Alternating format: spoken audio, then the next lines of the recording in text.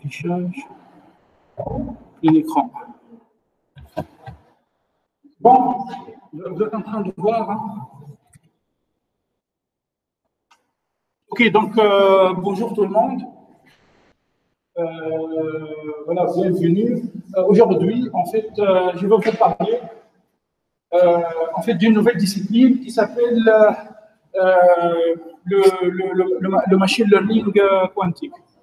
En fait, cette discipline, c'est une discipline hybride, mitigée, puisque ça demande en fait des connaissances transversales, c'est-à-dire et en machine learning, apprentissage automatique. En fait, je vais confondre exprès l'intelligence artificielle, le deep learning et le machine learning. D'accord? De toute manière, on ne va pas parler de l'intelligence artificielle des années 70. C'est-à-dire qu'en fait, en intelligence artificielle, il y a il y a le côté, les algorithmes intelligents qui ont été développés dans les années 70, c'est-à-dire comme l'algorithme A étoile, A star, c'est une version évoluée de Dijkstra. En fait, l'algorithme Dijkstra, c'est un algorithme glottant qui possède une mauvaise complexité temporelle. Donc, afin d'améliorer cet algorithme, eh ben, on a ajouté en fait une heuristique sur cet algorithme. Donc, on a rendu l'algorithme intelligent. Donc, l'algorithme A étoile, c'est un algorithme intelligent. Donc, l'algorithme A étoile ou bien A star fait partie de l'intelligence artificielle. On ne va pas parler de ça aujourd'hui. Il y a aussi l'algorithme BFS, Best First Search. C'est un algorithme intelligent. Ça, on ne va pas parler de cette intelligence artificielle. En fait, je vais confondre exprès l'intelligence artificielle, le deep learning et le machine learning. Donc, quand je vous dis machine learning, ça veut dire dans vos têtes, c'est de l'intelligence artificielle, c'est du deep learning. D'accord? Bon.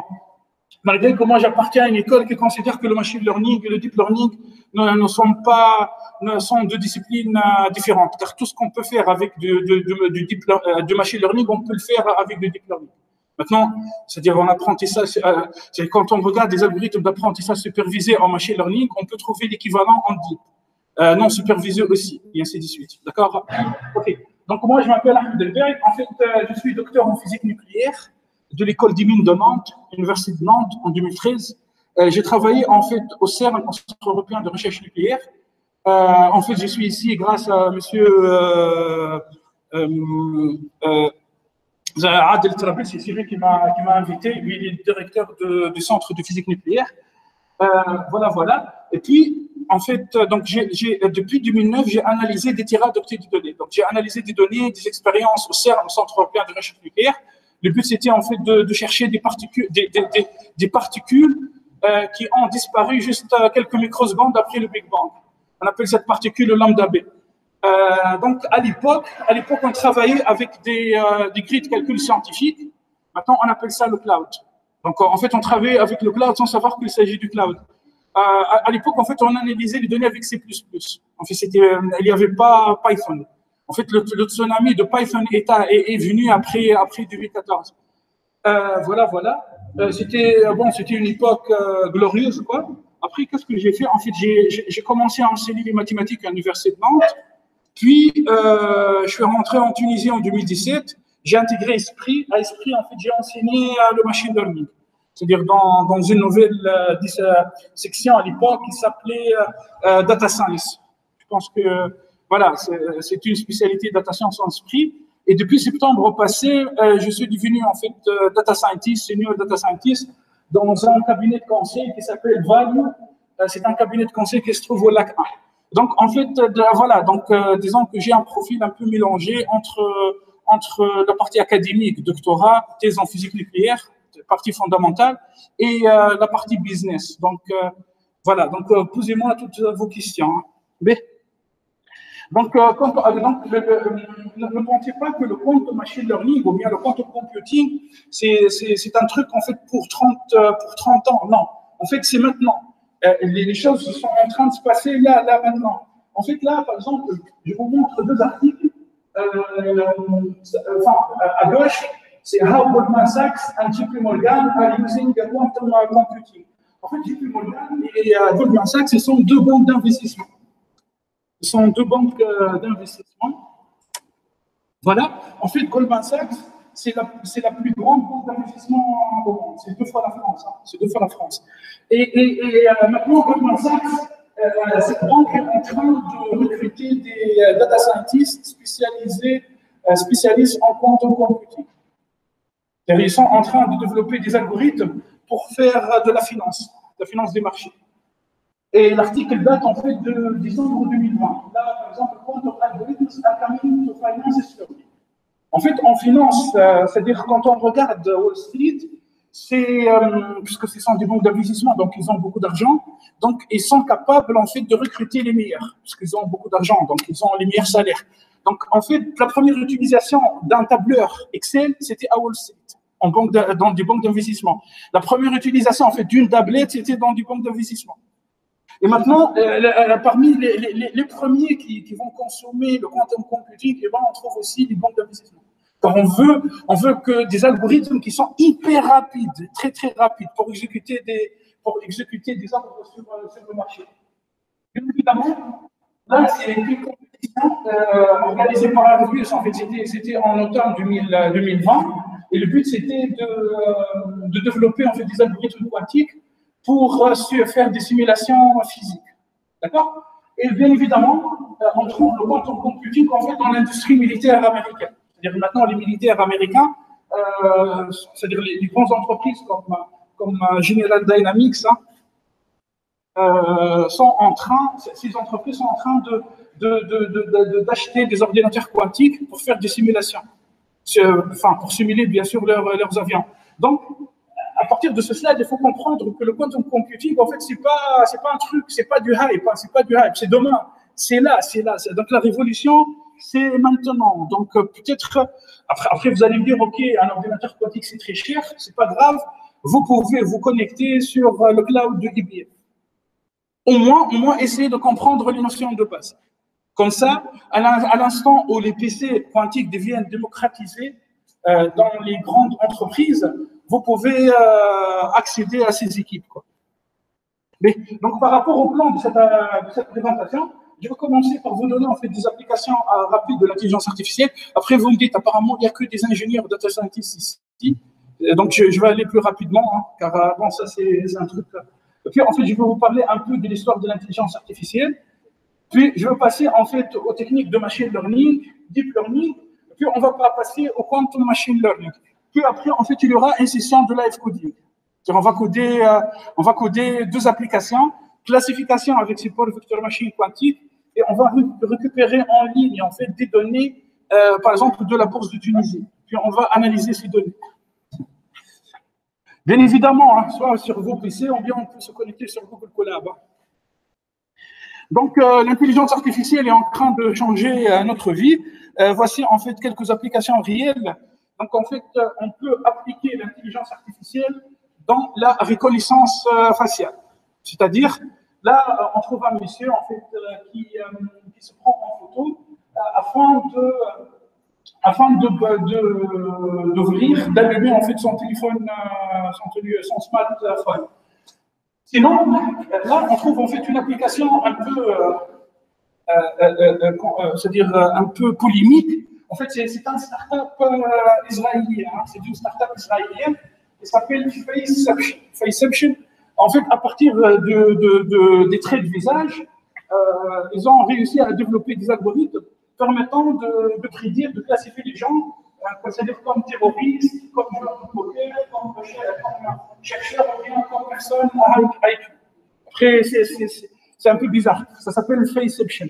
En fait, le département de sécurité interne en France a acheté cette application. Après, vous allez me dire que c'est raciste ou c'est pas bien, car cette application est en train de détecter des gens, c'est-à-dire des gens venant en fait du nord d'Afrique et du Moyen-Orient. Voilà. Faceception, hein. Faceception. Ce sont des Israéliens. Mais quand même, c'est une application en fait de l'intelligence artificielle, dans tout ce qui est computer vision. Ok. L'intelligence artificielle, on la trouve où? On la trouve en fait dans les voitures autonomes. Tout a commencé en fait dans un département militaire, c'est le département de recherche avancée, du département de la défense américain. C'était en fait un challenge de 2005. comment construire des voitures sans conducteur. Donc, on trouve des caméras au-dessus de ces voitures. Bon, maintenant, on trouve que Google vient de lancer sa voiture autonome et Tesla aussi. En fait, dans une voiture autonome, qu'est-ce qu'on trouve? On trouve plusieurs capteurs, sensors, et on trouve des capteurs électromagnétiques qui vont envoyer des ondes électromagnétiques. On trouve aussi des lidars, en fait, c'est un capteur électromagnétique. On trouve des transducteurs mécaniques qui vont envoyer des ondes ultrasonores. Et le but, c'est à partir de ces données, c'est-à-dire l'ordinateur de bord va collecter ces données et va donner une décision, est-ce que la voiture va rouler ou pas. C'est une autre application de l'intelligence artificielle. On trouve aussi l'intelligence artificielle en fait, dans les outils. Par exemple, là, en fait, c'est une chaîne robotisée. Après, vous allez me dire, mais bon, les chaînes robotisées, on trouve ça depuis les années 80. Non, ici, en fait, les robots contiennent des capteurs et ces capteurs peuvent détecter des défauts en temps réel. Donc, ces robots ne sont pas programmés, par exemple, sur des défauts, car parfois, on peut tomber sur des défauts qui sont inédits. Et bien, ces robots arrivent, en fait, à prendre une décision. Est-ce qu'on va valider, par exemple, cette pièce ou pas? L'intelligence artificielle vient d'intégrer aussi le domaine médical. Donc, par exemple, dans tout ce qui est assistance en fait, aux personnes malades, par exemple, là, on voit en fait un robot, c'est-à-dire on peut remplacer un agent d'accueil par un robot. Hein. C'est-à-dire au lieu. Donc là, le monsieur est en train de discuter avec un chatbot. Et le meilleur chatbot qui se trouve maintenant sur le marché, c'est un chatbot vraiment hyper intelligent. Et vous pouvez en fait connecter des modules comme BERT et GPT-2, hein, d'accord, sur ce chatbot. En 2018, il y avait en fait une compétition qui a c'est-à-dire regroupé les meilleurs médecins neurologues en fait de ce pays avec un ordinateur entraîné, c'est-à-dire une machine entraînée sur des images. C'était en fait une compétition en neuroimagerie. Et pour la première fois, la machine a dépassé c'est-à-dire la queue d'acier, enfin c'est-à-dire a dépassé l'humain ici. Donc, en fait, moi, je ne trouve pas que ça est problématique. Pourquoi? Car on peut trouver une vraie application de l'intelligence artificielle, surtout dans les pays où il n'y a pas beaucoup de médecins. C'est-à-dire que ça permet peut-être de réduire en fait les coûts dans les hôpitaux, améliorer l'efficacité du travail journalier, et pourquoi pas, hein, dans le futur, avoir des médecins robotisés, enfin des robots aux médecins. En fait, l'intelligence artificielle, on la trouve aussi en fait, dans le domaine militaire, puisque maintenant, en fait, l'armée américaine dispose c'est-à-dire de drones.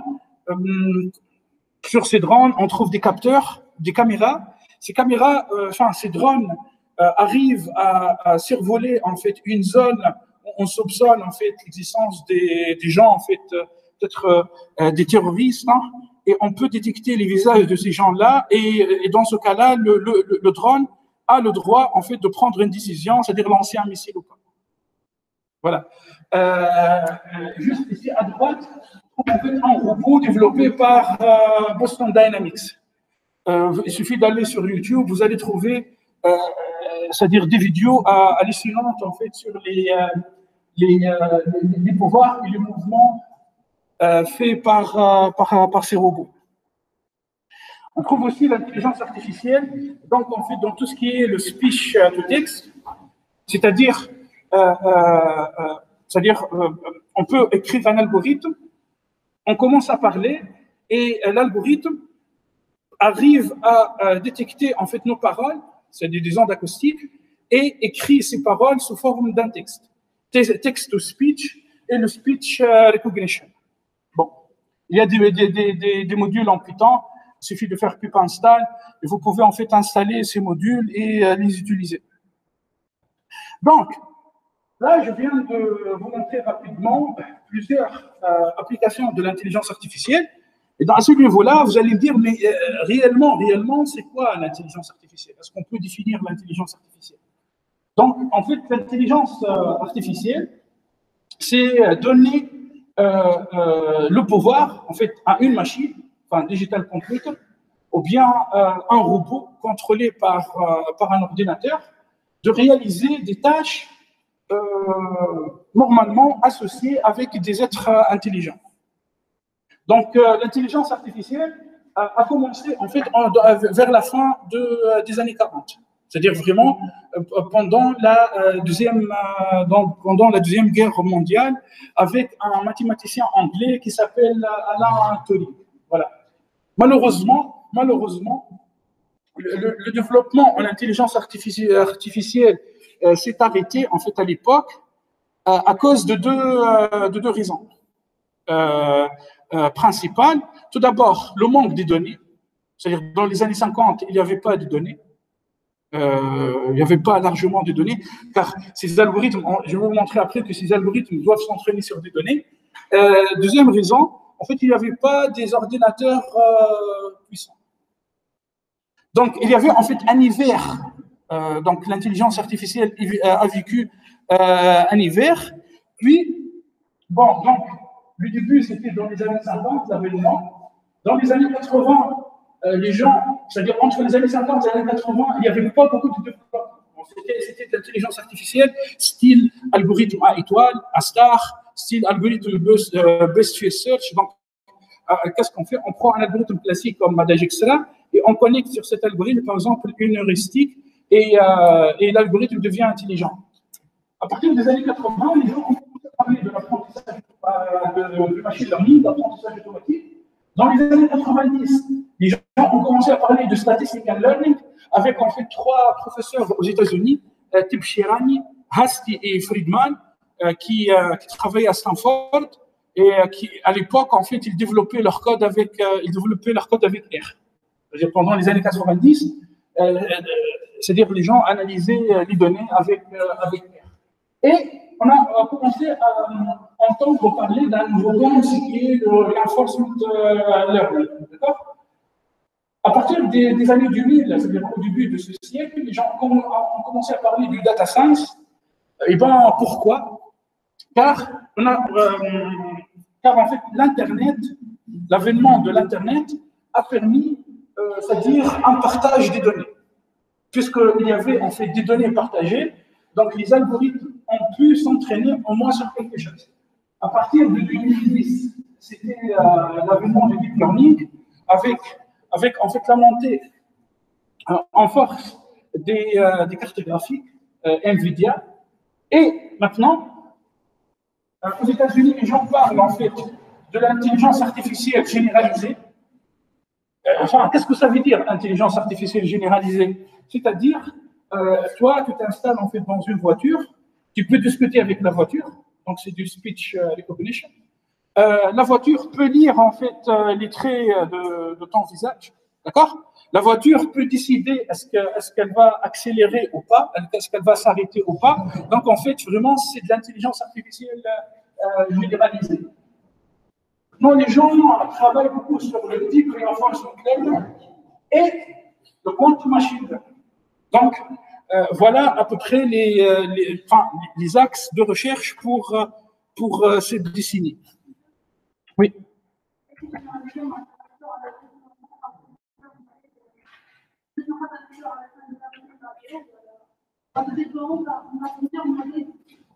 C'est pas singularité, c'est-à-dire que tu veux dire que la machine va passer le test de Turing et donc peut dépasser l'intelligence de l'être humain, c'est ça?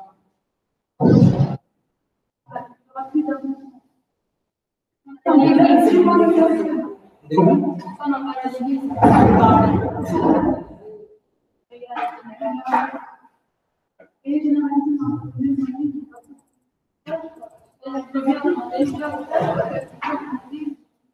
En fait, pour l'instant, les gens qui font de l'intelligence artificielle généralisée se trouvent sont concentrés en fait dans quelques instituts aux États-Unis, en Amérique du Nord, aux États-Unis et au Canada. C'est-à-dire au MIT, pour eux, qu'est-ce que ça veut dire intelligence artificielle? Ça veut dire en fait que l'agent, c'est-à-dire la machine, dispose de plusieurs modèles. C'est-à-dire un modèle, c'est-à-dire ils ont intégré plusieurs modèles. Un modèle pour le speech recognition, un modèle par exemple pour faire du computer vision, un autre modèle qui va peut-être détecter la route, un autre modèle qui va détecter le mouvement du conducteur. Donc, quand on intègre les pouvoirs et le fonctionnement de tous ces modèles, donc on peut, c'est-à-dire on regroupe leur fonctionnement, on peut parler en fait d'une intelligence artificielle. Mais est-ce que cette intelligence va atteindre en fait l'intelligence d'un être humain? Non. Pour l'instant, non. On est très loin. Mais avec l'informatique quantique et l'augmentation de la capacité de calcul, on peut atteindre ça.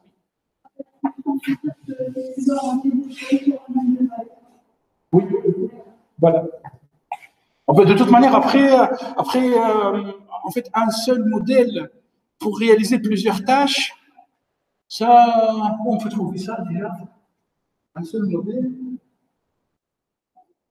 C'est un peu compliqué. Même en physique, en fait, on n'arrive pas à unifier, c'est-à-dire on n'arrive pas à unifier les forces de la nature. C'est-à-dire nous avons en fait des modèles macroscopiques et des modèles microscopiques.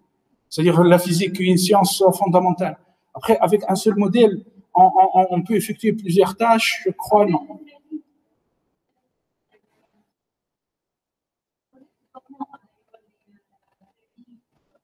Threading. Ah, threading. Vas-y. Oui. En fait, si on essaie d'imiter l'être humain, enfin l'homme, quoi. En fait, nous avons un capteur. C'est-à-dire, ton œil va utiliser pour regarder, tes oreilles pour écouter, pour sentir, tu utilises ton nez, pour parler, tu utilises ta bouche, en fait, les deux cordes, pour envoyer des ondes sonores. Donc, tu vois, c'est-à-dire, de toute manière, nous, on est en train d'imiter l'être humain. Donc, on trouve plusieurs capteurs. Chaque capteur est spécialisé dans un domaine bien spécifique. La conscience. Est-ce qu'on peut utiliser la conscience?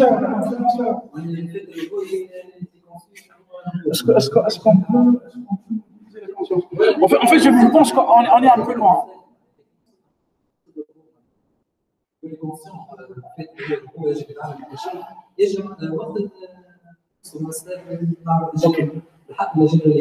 Ok.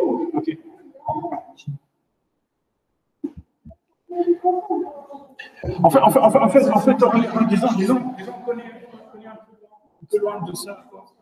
Voilà. Ok, donc, si on veut résumer l'histoire de l'intelligence artificielle, en fait, personnellement, je vois l'histoire de l'intelligence artificielle dans un triangle. En fait, ce triangle contient trois sommets. Donc, on trouve tout d'abord les modèles mathématiques et les algorithmes informatiques. D'après vous, c'était quand, en fait, le premier modèle de machine learning? Donnez-moi une date, s'il vous plaît. Le premier modèle, en fait, de machine learning, c'était quand?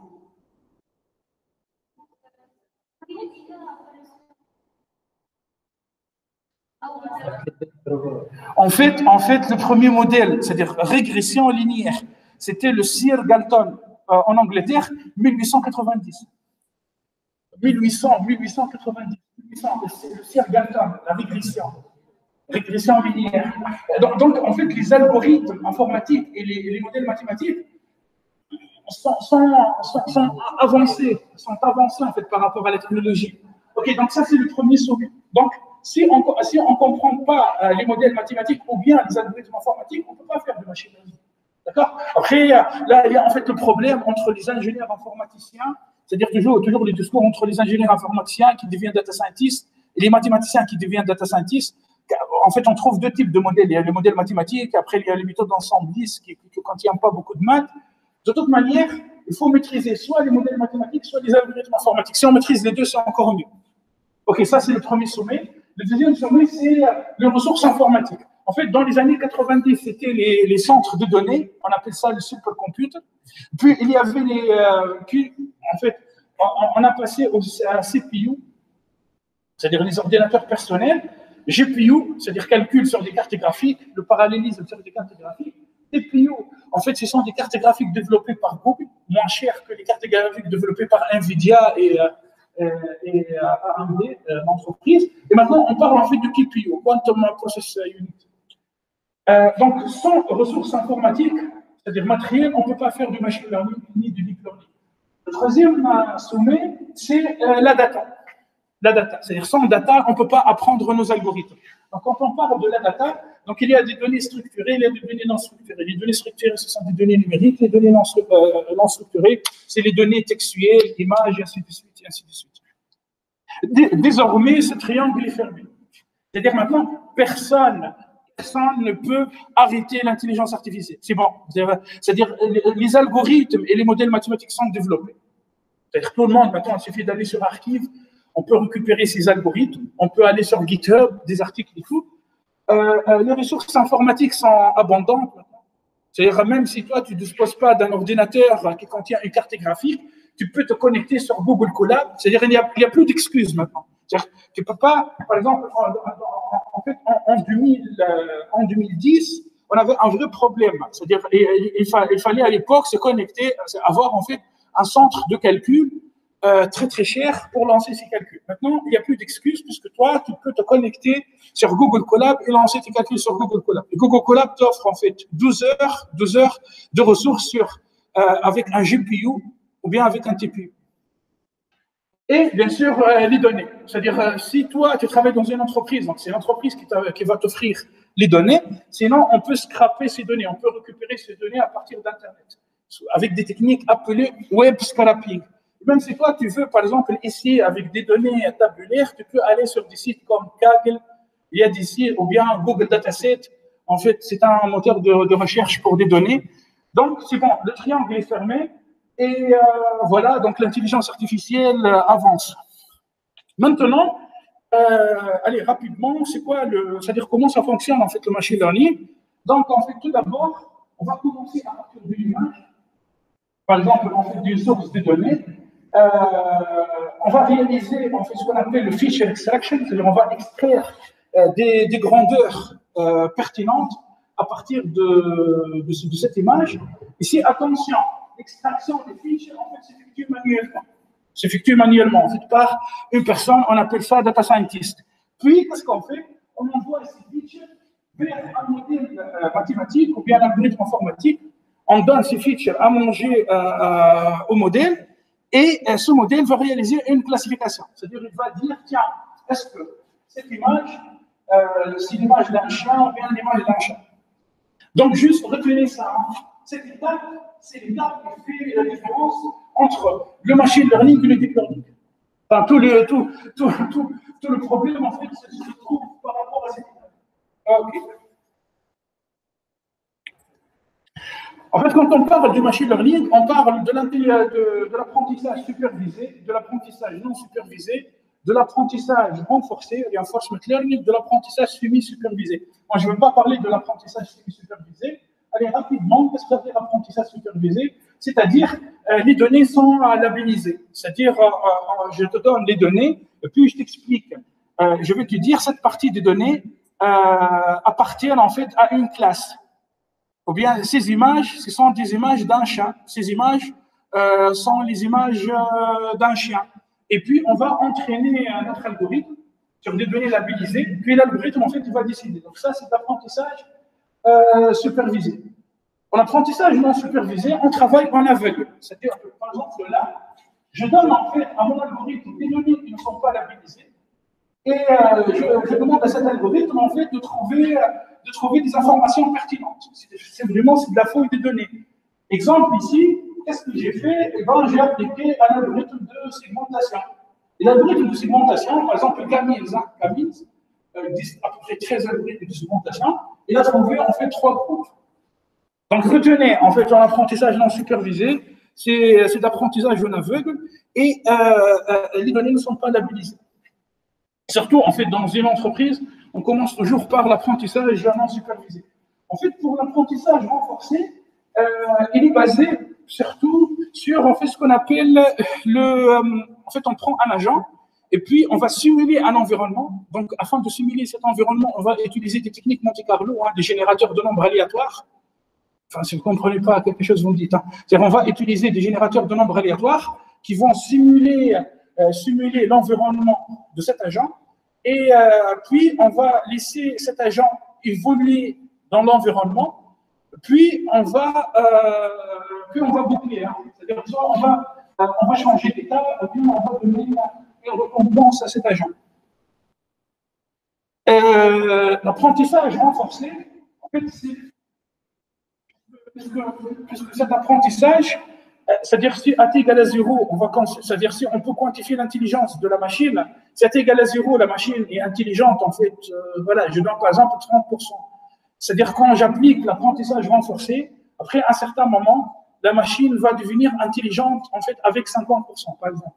Donc vraiment, le futur, moi personnellement, je vois que le futur va converger vraiment vers l'apprentissage renforcé.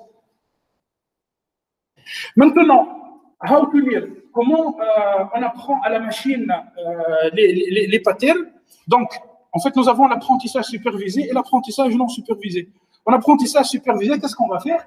En fait, les données sont labellisées, donc on va diviser les données en deux parties, des données d'entraînement et des données test.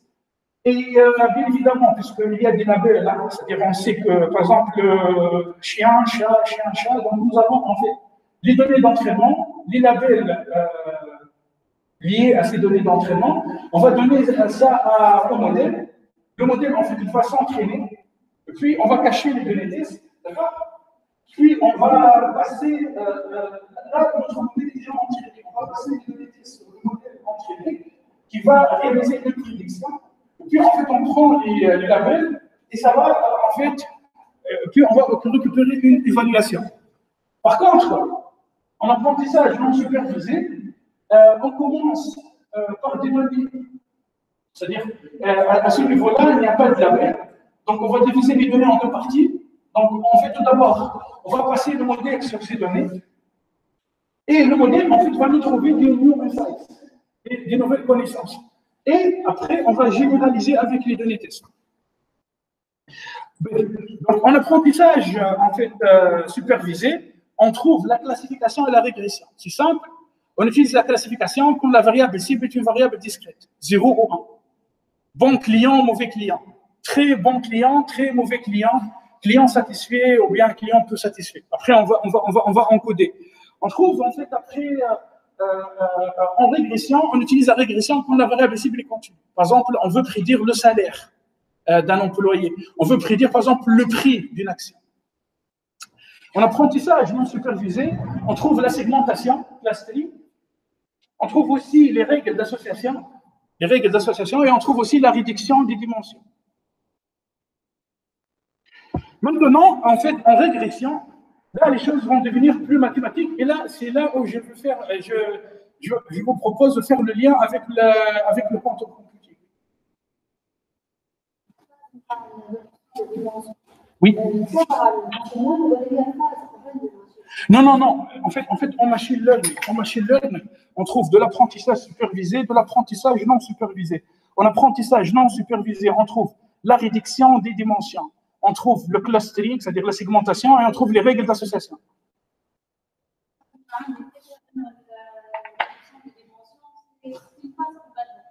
Non. Tu sais pourquoi?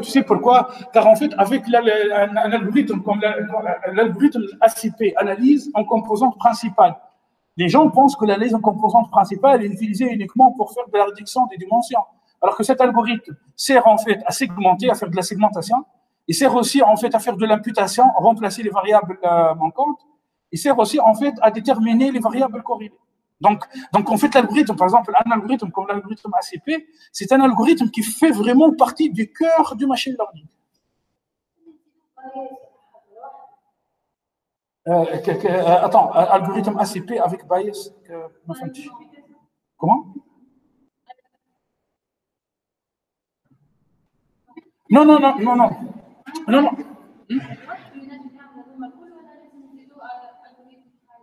Non, non, l'algorithme naive Bayes, c'est un algorithme qui permet de réaliser une classification. Non, non, là, en fait, votre camarade me parle en fait d'un pipeline. Moi, je suis en train, en fait, là, de décomposer. C'est-à-dire, toi, par exemple, quand tu prends des données, quand t égale à 0, on va faire ça maintenant, dans quelques minutes. Quand tu vas prendre des données, des vraies données, et ben, qu'est-ce que tu peux faire? Tu peux prendre, en fait, il faut préparer ces données. Il faut encoder une variable catégorielle, il faut peut-être réduire, il faut régler le problème d'échelle, puis, par exemple, il faut réduire les dimensions. Puis, il faut appliquer un algorithme de classification. Non, ça, c'est un pipeline. Mais là, en fait, moi, je parle d'une division, c'est-à-dire le machine learning contient des sous-disciplines, et dans chaque discipline, on trouve en fait des méthodes, et dans chaque méthode, on trouve des algorithmes et des modèles mathématiques. Encore une fois, la réduction des dimensions, par exemple, l'algorithme ACP, maintenant, les gens utilisent T-SNE, un algorithme qui utilise la théorie des graphes, on met un algorithme qui s'appelle UMAP. C'est un algorithme qui utilise la topologie algébrique. Ces algorithmes, en fait, ce sont des algorithmes de réduction des dimensions. C'est du machine learning, hein, pur et dur. Non. L'ACP, c'est, en fait, on va voir l'ACP. L'ACP, en fait, c'est autre chose. L'ACP, on va prendre une matrice, on va faire un traitement sur ces matrices. Non, T-SNE, c'est pas l'ACP. UMAP, c'est pas T-SNE. Mais le but final de ces trois algorithmes, c'est de faire une réduction des dimensions. T-SNE, hein, T-SNE. UMAP, U-MAP. En fait, le dernier utilise la topologie algébrique, le deuxième utilise la théorie des graphes et l'ACP. Bon.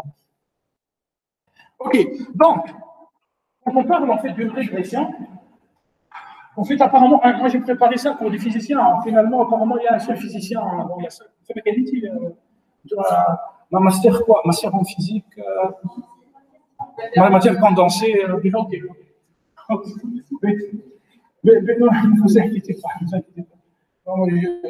c'est pas grave. Mais, donc, en fait, je vous donne un exemple d'une régression. À partir de cet exemple, dans quelques minutes, vous allez comprendre le lien avec le quantum computing. Juste suivez ça. Alors, qu'est-ce que nous avons dit? La régression fait partie, en fait, de l'apprentissage supervisé, qui fait partie du machine learning, qui fait partie de l'intelligence artificielle. Là, on se propose en fait de prédire le prix d'une maison à partir en fait de sa surface. C'est-à-dire qu'est-ce qu'on va faire? En fait, qu'est-ce qu'on va faire?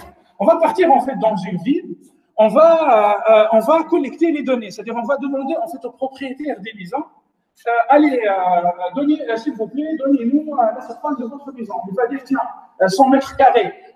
Donnez-nous le prix, s'il vous plaît, le prix de votre maison. Enfin, 100 000 $. OK, donc nous avons un plan.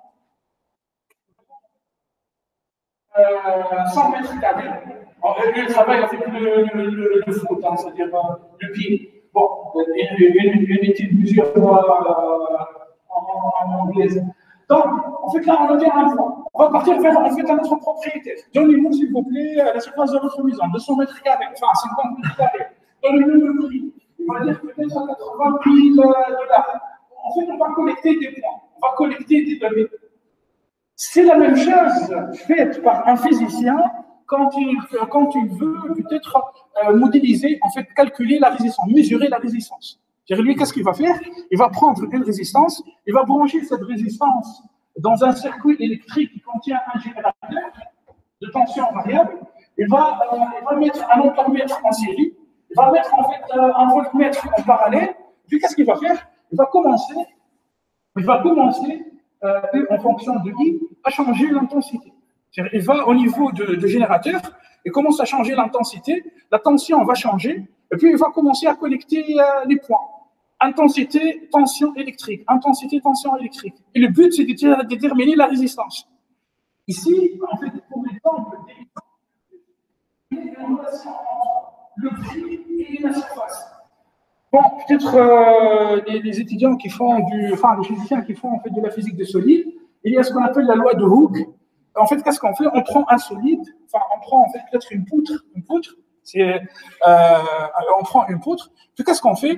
On commence à appliquer une contrainte, c'est-à-dire une force surfacique. une contrainte, et puis cette poutre commence à se déformer, et nous, on va mesurer la déformation de cette poutre. Et à la fin de la journée, on va obtenir une but. Et le but, c'est de déterminer est-ce que le régime est linéaire ou pas. En fait, la loi de Hooke est valable uniquement dans un intervalle bien déterminé. Donc, dans le cas de détermination du prix d'une maison en fonction de sa surface dans une ville donnée, ou bien dans le cas de la mesure d'une résistance dans un circuit électrique, ou bien dans le cas de la caractérisation de l'allongement d'une poutre, nous avons affaire à un problème de régression. Peut-être un physicien, quand j'étais jeune, moi j'ai fait du PES, donc j'ai fait pas mal d'expériences à l'IPES, c'était un cycle, pendant le cycle agrégatif. En fait, j'étais en train d'analyser des données sans comprendre que j'étais en train d'effectuer le rôle d'un data scientist. Mesurer des résistances, mesurer un champ magnétique, caractériser les barres d'erreur et tout. Après, j'ai compris qu'un data scientist, un ingénieur informaticien, qui va faire les mêmes choses, va gagner 5 fois plus que moi. Bon, c'est en termes d'argent. Après, que moi je suis en physique, peut-être, je ne sais pas, après ça dépend. En physique, on ne gagne pas beaucoup assez d'argent. Mais en fait, en physique ou bien en data science, je parle en fait bien sûr de la physique expérimentale. On fait presque la même chose. Allez, je reviens en fait à la régression linéaire. Donc le but c'est quoi? Le but c'est d'ajuster, réaliser un fitting. Ajuster ces points. Donc là, en fait, j'ai passé une droite. D'accord? Donc cette droite va minimiser l'écart, cet écart vertical. D'accord? Donc en fait, on va fabriquer une fonction, un estimateur, je vais vous montrer ça juste après. Après, vous allez me dire, ces données ne sont pas ajustables par une droite. Bon, en physique, on sait que la loi d'Ohm, c'est U est égal à R fois I. En physique, en fait, on est collé aux lois physiques, c'est-à-dire qu'on ne peut pas inventer une nouvelle loi. Donc U est égal à R fois I. Donc si le point s'écarte de U est égal à R fois I, donc on sait bien qu'on n'est pas dans le bon régime. Ou bien il y a un problème en fait, au niveau de l'expérience.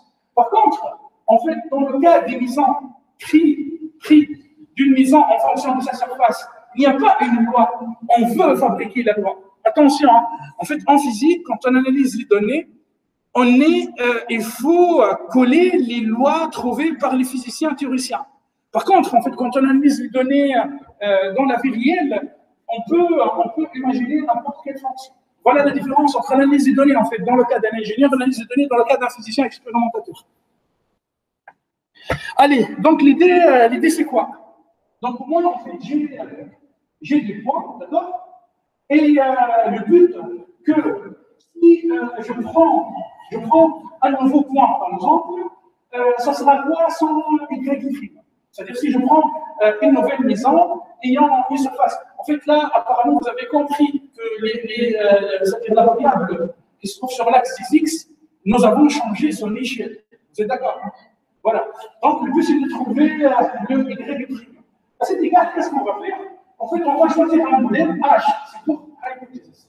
On va choisir une fonction. En fait, afin de faire simple, on va choisir le modèle le plus simple au monde, une droite, une fonction linéaire A0, dans vos têtes A plus B fois X.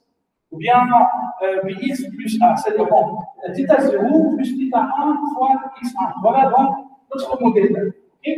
Évidemment, on peut choisir un modèle plus compliqué. Après, qu'est-ce qu'on va faire? En fait, on va injecter θ 0 plus θ 1 fois X, en fait, dans un estimateur. C'est-à-dire on va fabriquer ce qu'on appelle un loss function, une fonction à coût. Les économistes parlent d'une fonction objective. On parle aussi d'un estimateur. Donc, on va fabriquer un estimateur au sens des moindres carrés. On va fabriquer un estimateur au sens des moindres carrés. Le but ici, c'est de faire quoi? Le but, en fait, c'est de minimiser l'écart. On va minimiser l'écart entre notre hypothèse, sauf qu'en physique, en fait, c'est pas une hypothèse. En fait, c'est une loi physique. U est égal à R fois I, c'est une loi physique. Et l'observation. Donc, bien évidemment, on ne peut pas en fait mettre une valeur absolue, car la fonction en valeur absolue n'est pas différenciable Quand on va calculer la dérivée première d'une valeur absolue, ça ne marche pas. Une valeur absolue n'est pas dérivable au niveau du zéro. À cet égard, qu'est-ce qu'on va faire? En fait, on va choisir quelque chose de quadratique. D'accord? Puis l'idée, c'est de minimiser cette quantité. En fait, cette quantité, elle est, c'est-à-dire cet estimateur, on peut minimiser cet estimateur analytiquement. Et la solution analytique exacte est donnée. Donc, X, je vais vous montrer ça après, c'est une matrice rectangulaire qui contient les différentes colonnes. Donc, X transposé pour X, c'est une matrice carrée. C'est une matrice carrée et telle que symétrique. C'est une matrice carrée symétrique. Et on veut en fait inverser cette matrice. Retenez bien, quand on veut réaliser une régression, quand on veut réaliser une régression linéaire ou bien une régression multilinéaire, à la fin de la journée, on est obligé en fait d'inverser la matrice. C'est là où on va faire la connexion avec le calcul quantique. Oui, dis-moi.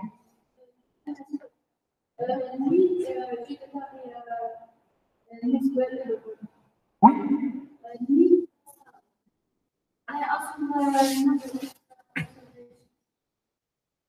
Ah, tu veux dire 1 sur 2 fois M? Non, pardon. Si j'ai mélangé, en fait, j'ai pris le nombre d'observations statistiques, je l'ai pris égal à petit. Il y a 1 sur L. 1 sur 2, 1 sur 2 fois 1 sur M. Ah non. Ok. Écoutez, quand on trouve un demi, en fait, on dit que ça, c'est une notation qui vient de l'optimisation. C'est-à-dire les gens qui font de l'optimisation non linéaire, qui vont calculer le gradient de cette fonction. Après, la matrice hessienne, ils mettent toujours un demi, ça facilite le calcul. Par contre, le demi, il y a un 2. Donc, le 1 demi avec le 2 vont se simplifier. Donc, ça facilite le calcul. Okay. Les gens, en fait, qui font de la statistique, qu'est-ce qu'ils font? Afin de régler un peu l'échelle de cette quantité, ils vont fabriquer ce qu'on appelle, en fait, un estimateur en valeur moyenne. Donc, ils vont diviser par M. Après, en fait, on peut, de toute manière, c'est un facteur multiplicatif. Ce qu'elle dit est correct. On peut mettre ici 1 demi, on peut mettre ici 1 sur M, on peut mettre ici 1 sur 2 fois M, et on ne peut rien mettre. Est-ce que vous êtes d'accord? En fait, mettre 1 demi, ça va faciliter juste le calcul pour quelqu'un qui fait de l'optimisation. C'est qui va faire le calcul à la main. Car quand on dérive par rapport à θ0 et θ1, et il y a le 2 ici qui va tomber, donc 2 sur 2, ça va donner 1. Donc le gradient devient facile. Ok? Les statisticiens, afin de régler le problème d'échelle, ils font quoi? Ils vont diviser l'un par M. Donc ils prennent en fait la somme, la moyenne de la différence quadratique, et après ils divisent par 2. Mais tu fais les colonnes comme en fait c'est un facteur multiplicatif. Fais-moi quand c'est un facteur, non? Signification? Oui, signification. En fait, quand on met un but, imagine, écoute, c'est quoi le but? Pourquoi on fabrique cet estimateur? Voilà la question. Pourquoi on fabrique cet estimateur? On veut estimer θ0 et θ1. On veut estimer θ0 et θ1. En fait, le but de cet estimateur, c'est de minimiser cet écart. On veut minimiser cet écart. C'est-à-dire tracer la droite qui passe par le maximum de points. Donc, afin de minimiser cet écart, j'utilise ici en fait l'opération, c'est-à-dire que je vais différencier. Enfin, pas différencier. Je vais soustraire. Maintenant, quand je vais faire un calcul analytique, je vais dériver par rapport à θ0 et θ1. Donc, le 2 va tomber ici. Donc, j'obtiens 2 sur 2. Donc, le fait d'avoir un demi, ça va me simplifier le calcul. Les statisticiens mettent à la place de 1 demi, ils ajoutent M. Enfin, c'est-à-dire le nombre d'observations. Pourquoi? Pour obtenir, en fait, une erreur moyenne.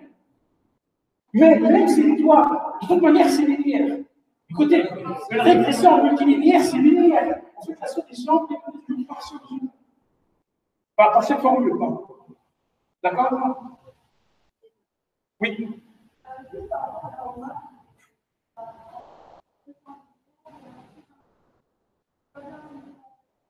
Comment? Oui. Symétrie. Non, non, non, non, non, non, non. En fait, X ici, ça représente les colonnes, ça représente les données. Bon, dans notre cas, X contient ici une seule colonne. C'est quoi X? C'est la surface des maisons. Mais on peut avoir plusieurs colonnes. Vous êtes d'accord? En fait, c'est une matrice rectangulaire. Est-ce qu'on peut inverser une matrice rectangulaire? Non. On ne peut pas inverser une matrice rectangulaire. Par contre, si je prends la matrice, la colonne, je calcule la transposer. Je multiplie par, en fait, une autre colonne. Je peux obtenir ici, attendez, en fait, X, c'est une matrice colonne, donc M1. Là, c'est 1M1. M1. 1M fois M1, ça va donner 1. Donc ça, c'est un scalaire. Ça, c'est dans le cas d'une régression linéaire. Mais imaginez un cas où nous avons plusieurs colonnes. Donc X ici contient plusieurs colonnes. C'est M ligne, 3 colonnes. Donc là, on va finir par 3M. Et là, c'est M3. 3M fois M3, ça va donner 3, 3. Donc on va obtenir une matrice symétrique d'ordre 3. 3 lignes, 3 colonnes. Une matrice symétrique. Si elle est bien conditionnée, on peut en fait l'inverser. Et voilà, on fait des maths. B. En fait, bien évidemment, en deep learning, on ne préfère pas inverser analytiquement. En fait, qu'est-ce qu'on fait? On fait appel à des algorithmes numériques de minimisation. Par exemple, l'algorithme de gradient conjugué, ou bien l'algorithme de gradient stochastique. Cet algorithme, en fait, va nous donner les deux paramètres. θ0 et θ1. Bien évidemment, en fait, en moyennant ce qu'on appelle un learning rate. Apparemment, les choses deviennent vraiment compliquées. Car là, attention, nous avons en fait des paramètres, θ0 et θ1, et nous avons des hyperparamètres. Par exemple, alpha, ici, le learning rate, ce n'est pas un paramètre, c'est un hyperparamètre. Et hyperparamètre. Je continue. En fait, après, à un moment donné, vous allez me dire, pourquoi tu es en train d'ajuster les données avec une droite? En fait, on peut ajuster les données avec un polynôme comme l'autre. Et là, en fait, le degré du polynôme devient aussi un hyperparamètre. Donc, en fait, en machine learning, quand on parle d'un modèle, retenez ça. Et là, après, on va faire le lien avec le quantum computing. On peut parler, en fait, des paramètres. Quels sont les paramètres ici de notre modèle? θ0, θ1, θ2. Donnez-moi les hyperparamètres. Le degré du polynôme 2 et le learning rate. Maintenant, je vous pose une question. En fait, quand je change de modèle, avant c'était les droites. Maintenant, c'est devenu en fait un polynôme d'ordre 2. Est-ce que le modèle reste linéaire ou bien il devient non linéaire? Comment? Comment ça? En fait, déjà, j'ai mis x au carré, c'est quadratique, c'est un polynôme.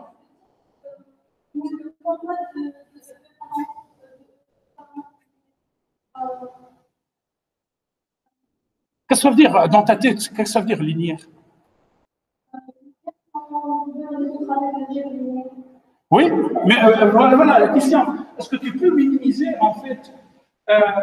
C'est-à-dire, regarde ça. Si l'hypothèse est un polynôme d'ordre 2,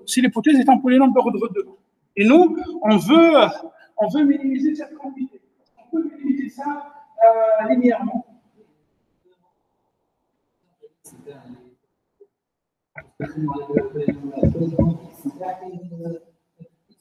En fait, on peut linéariser ce problème. Via une transformation. C'est quoi cette transformation? On va faire un changement de variable. De x au carré, on va poser x au carré comme z1. X au cube comme z2. X à la puissance 4 comme z4. Donc ça, on appelle ça, on va parler de ça après dans le SVM. On appelle ça the kernel trick. C'est-à-dire, en fait, c'est une astuce on ajoute cette astuce, donc on peut transformer un modèle quadratique en linéaire, un modèle quadratique. En fait, x carré, ce n'est pas du tout linéaire, hein, c'est quadratique. Avec un changement de variable, on peut transformer un modèle non linéaire en un modèle linéaire. Et puis on revient à cette formule. On revient à cette formule, et cette formule en fait contient encore une fois l'inversion d'une matrice. L'inversion d'une matrice, retenez ça. En fait, là, nous avons une seule colonne. Imaginez si vous allez travailler sur des données contenant 500 colonnes. Les gens qui travaillent, la semaine passée, mon étudiante, en fait, vient d'avoir son diplôme d'ingénieur informaticien. Elle vient, en fait, de faire un PFE chez Airbus, c'est-à-dire dans un laboratoire de Airbus. Le but, c'était d'appliquer le deep learning pour faire des simulations thermiques sur les turboréacteurs. En fait, avant, comment on fait pour étudier les propriétés thermiques d'un turboréacteur? Il y a deux possibilités. Ce sont des physiciens. Elle est ingénieure informaticien. Enfin, elle a fait ses études à Esprit dans une spécialité data science. Après, vous allez me dire, mais un ingénieur informaticien chez les physiciens, chez un département, on ne trouve que des physiciens, des docteurs, des directeurs de recherche spécialisés en physique thermique, c'est-à-dire équation de la chaleur, des EDP et tout. Vous allez me dire, qu'est-ce qu'il fait un ingénieur informaticien chez eux? Afin d'étudier les propriétés thermiques en fait, d'un turboréacteur, eh ben, qu'est-ce qu'on fait? Soit on fait une expérience, sauf que pour réaliser une expérience, il faut mettre l'avion dans un grand hangar, ça coûte très cher, ça coûte de l'argent. Il faut réaliser une série de mesures expérimentales, ça prend énormément de temps et ça coûte très très cher. Donc des mesures expérimentales. Et on sait bien que les mesures expérimentales, ça coûte très très cher. Deuxième méthode, on fait des simulations. Donc comment on fait les simulations? On utilise des équations aux dérivées partielles, EDP.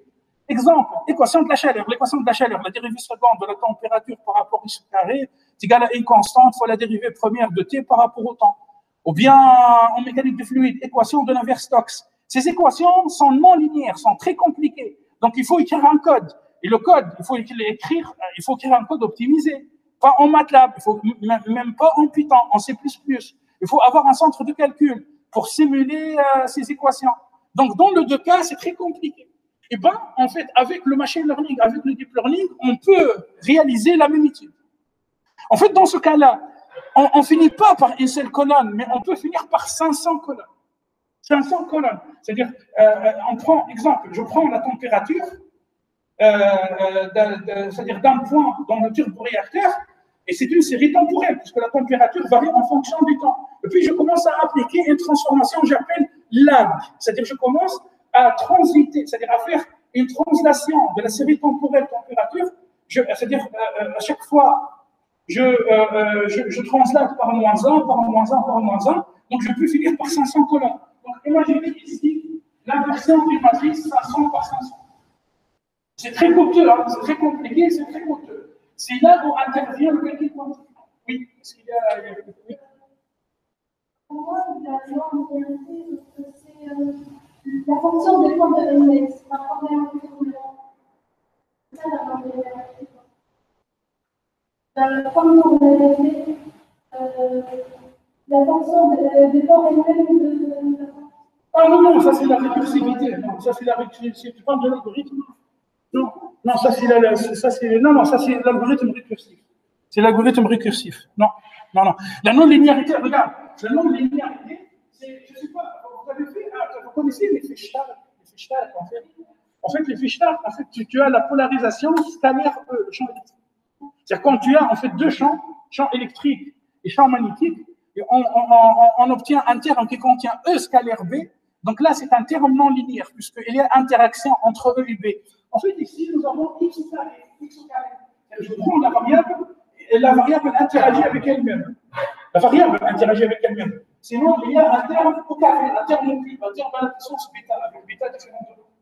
Donc là, on parle de la non-linéarité. Donc retenez, on peut transformer un problème non linéaire vers un problème plus simple linéaire via en fait un truc qui s'appelle le kernel trick. Ok.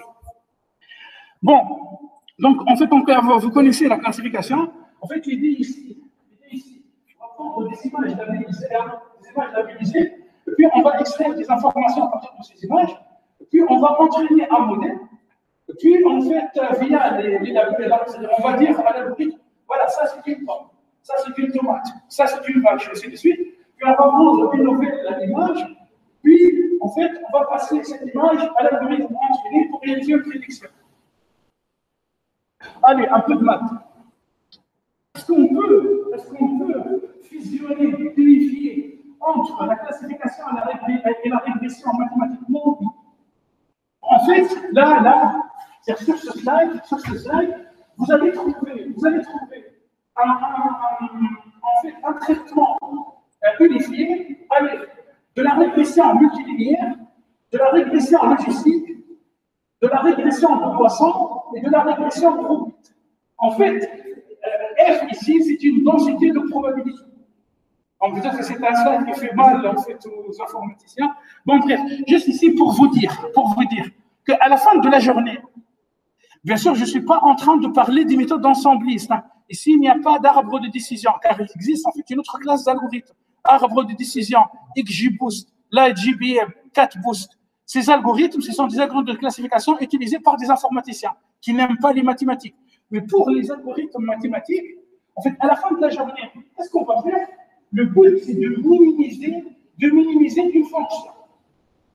Donc, quand on minimise une fonction, en fait, on va inverser une matrice. Question, comment on fait mathématiquement pour minimiser une fonction ou bien maximiser une fonction? En fait, on va calculer la dérivée première.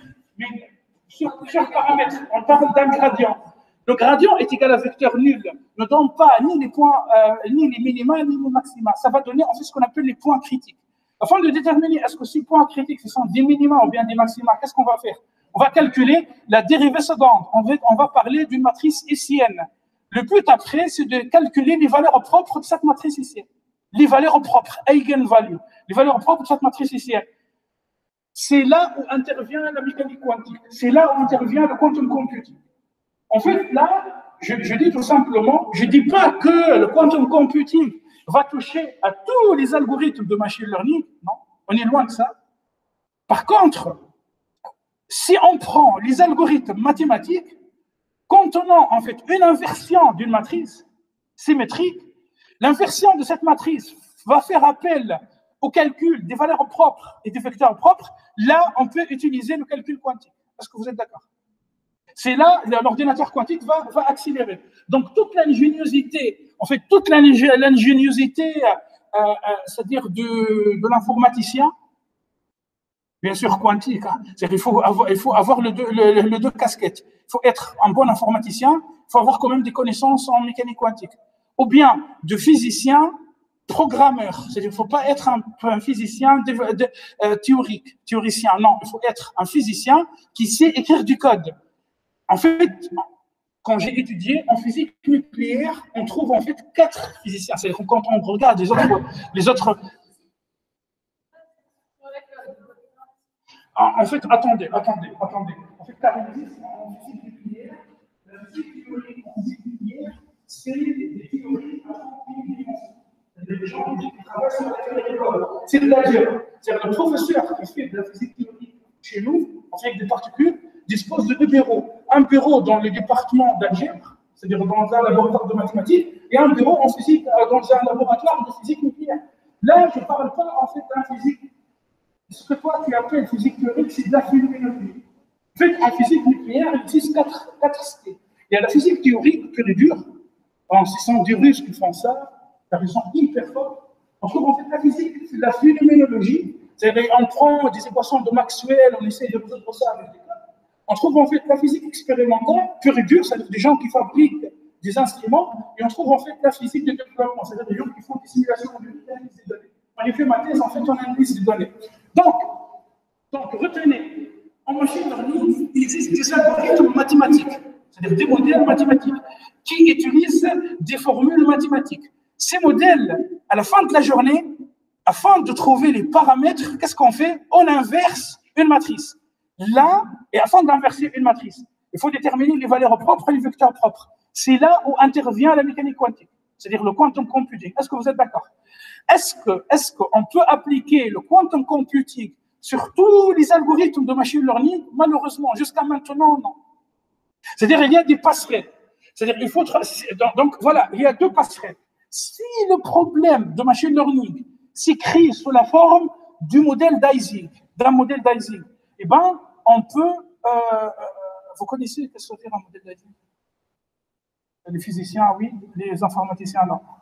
Après, quand je dis arbre de décision, les informaticiens, oui, les physiciens, non. Ok, c'est pas grave. Ok, en fait, il y a deux passerelles pour faire du quantum computing. Soit savoir écrire le problème sous la forme d'un modèle d'Ising, soit, en fait, savoir écrire le problème sous la forme de valeurs propres et vecteurs propres. Donc, inversion d'une matrice. C'est bon? C'est clair? B. Allez.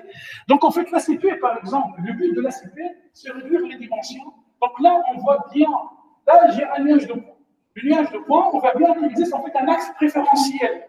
C'est-à-dire la variabilité des données peut être résumée en fait sur un axe préférentiel. Donc, on peut résumer ces données qui contiennent deux axes en un seul axe.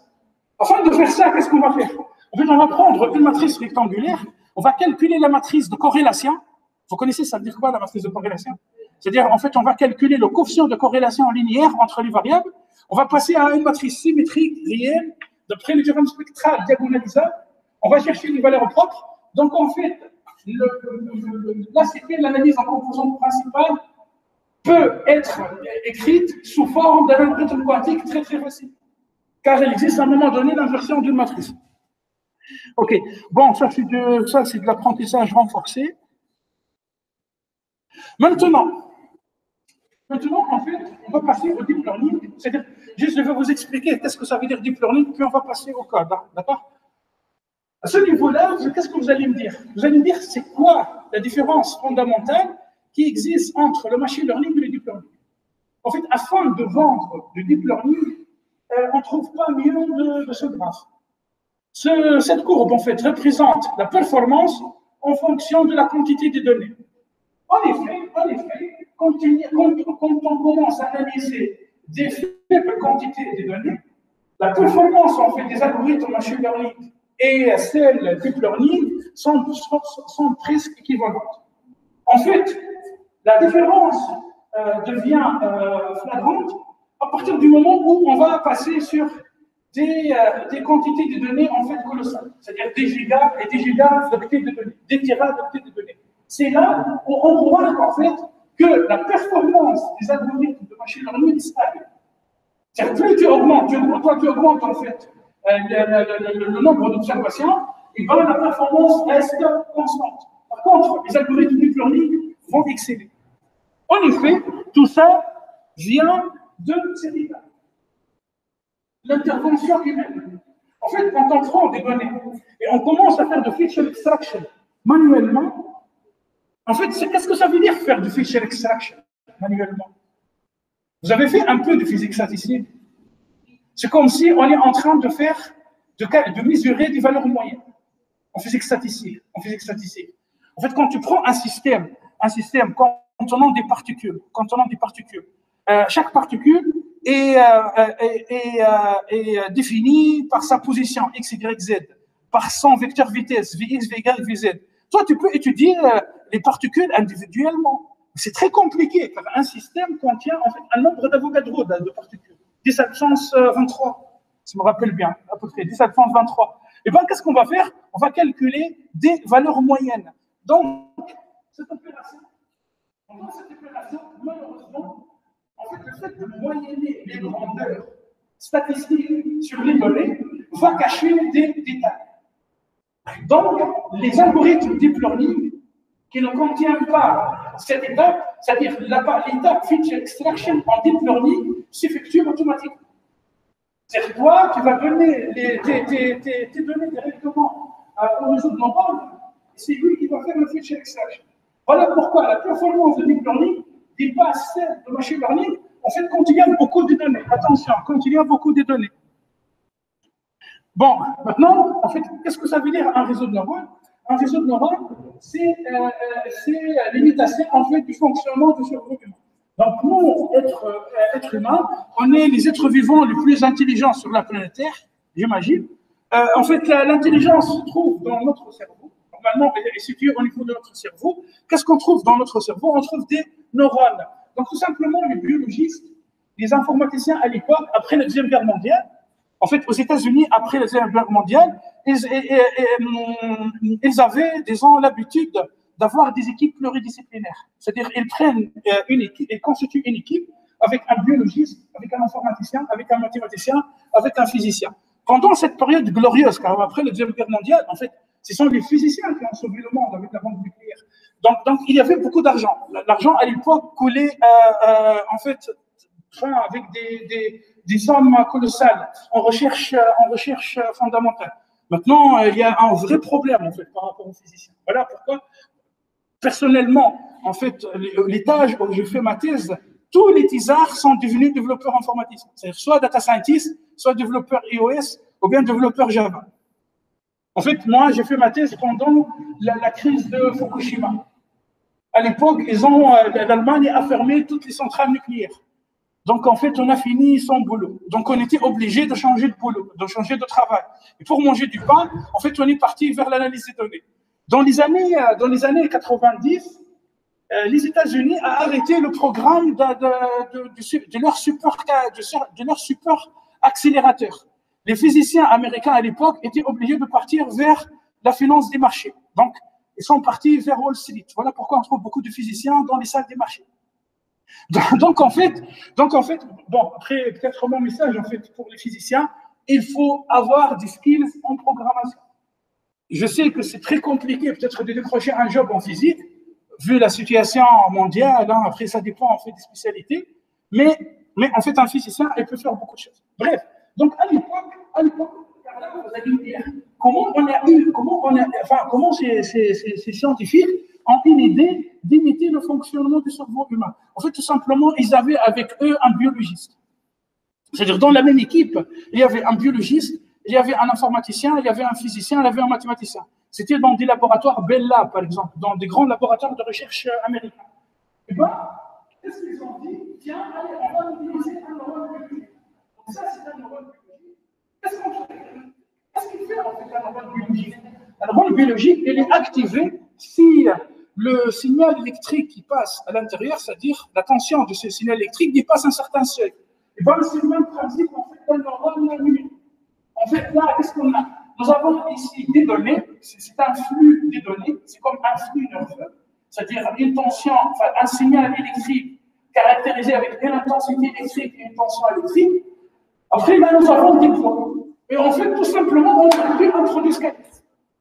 C'est aussi bête que ça. En fait, le deep learning, c'est du calcul. C'est du calcul. En fait, nous avons des neurones. Chaque neurone, qu'est-ce qu'il va faire? En fait, il va effectuer un produit scalaire. Puis, qu'est-ce qu'on va faire? On va mettre le résultat de ce produit. C'est quoi le résultat d'un produit scalaire entre deux vecteurs? Quand je prends deux vecteurs et je fais le produit scalaire, j'obtiens quoi? J'obtiens un scalaire. Donc, je donne ce scalaire en fait à une fonction d'activation. Puis, cette fonction d'activation est souvent non linéaire. Par exemple, fonction Rayleigh, ou bien fonction sigmoïde, ou bien fonction tangente hyperbolique. Une fonction non linéaire. Cette non-linéarité va détecter les interactions entre les variables. Voilà, après, boum. Voilà, en fait, à quoi ressemble un réseau de neurones. Donc, l'idée est simple. Je prends en fait un exemple des données, une image. J'effectue peu de traitement sur cette image. Je donne cette image en fait, à un réseau de neurones profond. Et ce réseau de neurones va me dire, est-ce que cette image, en fait, c'est un chien ou bien c'est un chat? À ce niveau-là, un physicien va me dire, ok, le réseau de neurones, le deep learning ne va pas me servir, car il est fait uniquement pour traiter des images de chats, chiens, personnes. En fait, derrière là, depuis 2 ans, les physiciens américains ont commencé à appliquer le deep learning en physique. Donc là, qu'est-ce qu'on voit? On voit en fait une image d'un écoulement. Ça, c'est un écoulement tourbillonnaire, hein. C'est pas du tout laminaire. On prend cette image, on traite peu cette image, et on envoie cette image à un réseau de neurones profond, et on peut déterminer de propriétés intéressantes. Maintenant, la mode maintenant en physique expérimentale, c'est l'application de deep learning, surtout du deep learning, pour résoudre des EDP, comme par exemple l'équation de Navier-Stokes. Il n'y a personne ici qui fait de la mécanique des fluides. Personne, vous connaissez qu'est-ce que ça veut dire l'équation de Navier-Stokes? Un peu. Ok. Ou bien l'équation de Schrödinger. L'équation de Navier-Stokes, c'est une équation très très connue en mécanique des fluides. Le message a passé pour vous. Hein. C'est-à-dire, si toi tu es informaticien, ingénieur informaticien, ou bien tu es physicien, et bien le deep learning peut être utile pour toi. Voilà. Est-ce que c'est clair? Ok. Très bien. Oui.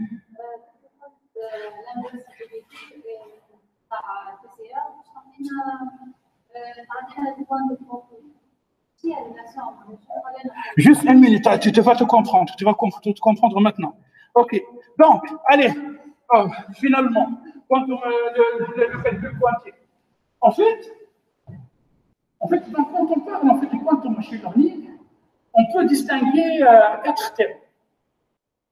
Les données sont classiques et le calcul est classique. C'est le cas de tous les slides d'avant. Les données sont classiques, ce sont des données classiques, des images.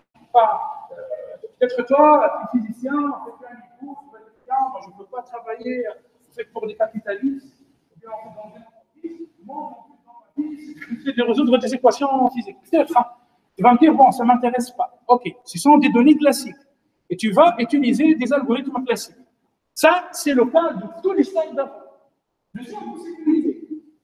Quantum data, classical computing. Les données sont quantiques. Donnez-moi un exemple des données quantiques.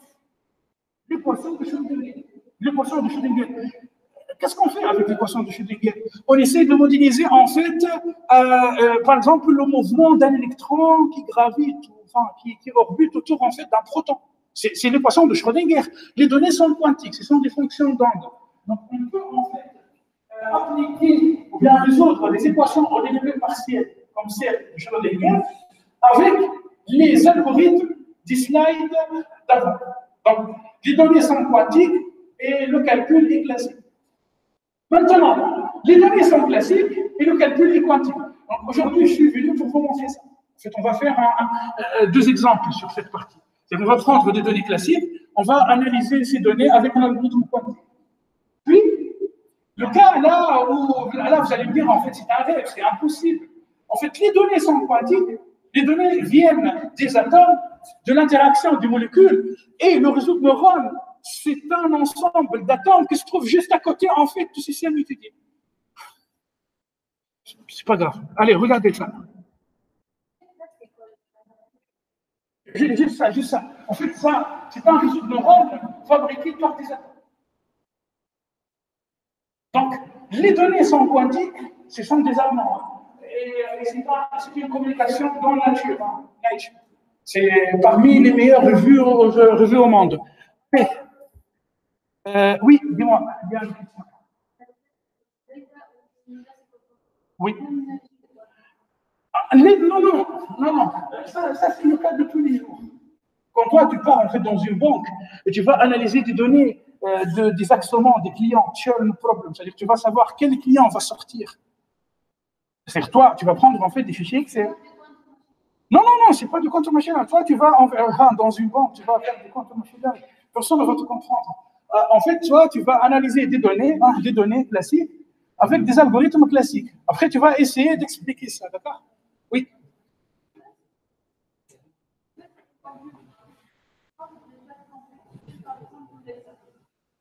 Classical computing.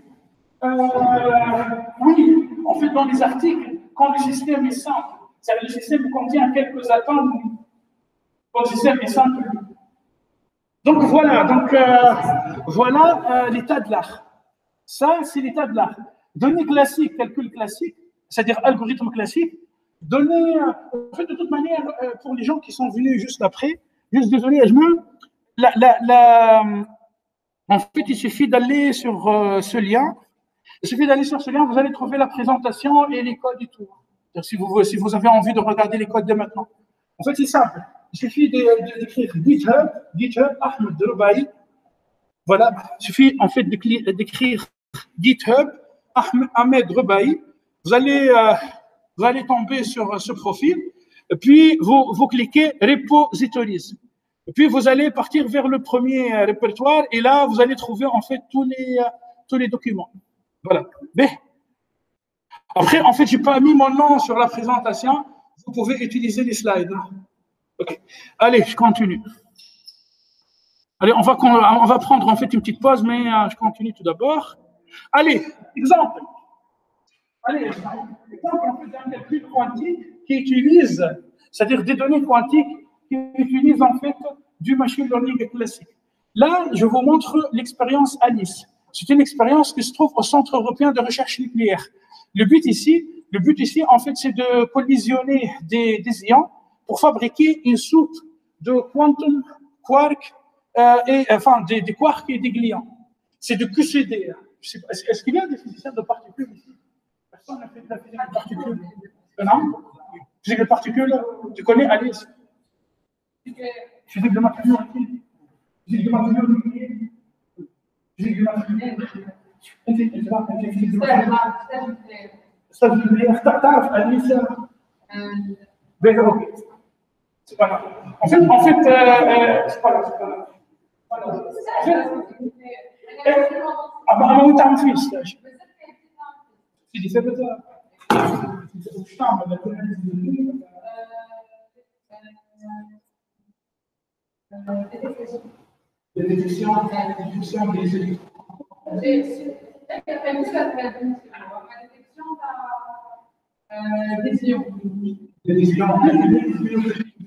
En tout cas, ça vous rappelle quoi ça? En fait, c'est un raisonnement. Donc l'idée, en fait, l'expérience se trouve 100 mètres sous la terre, en dessous de la ville de Genève.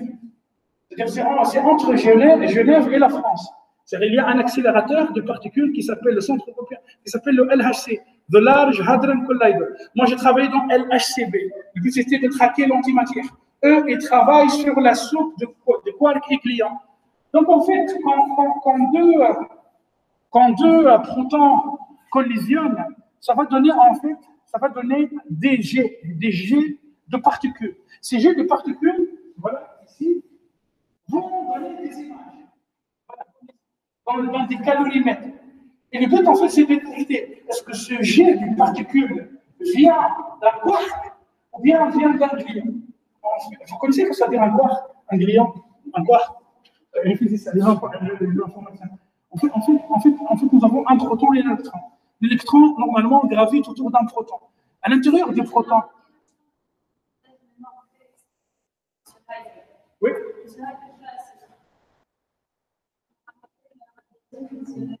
D'accord, ok.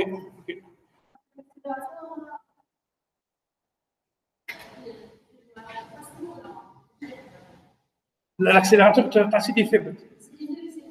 Oui, il y a 20 km sur la Terre, c'est autre chose. Ok, très bien. Mais, donc le but ici, merci. Le but ici, en fait, c'est quoi? C'est de traiter ces images avec un réseau de neurones, un CNN, Convolutional Neural Network, et pour faire des classifications. Donc, un informaticien peut travailler avec des physiciens.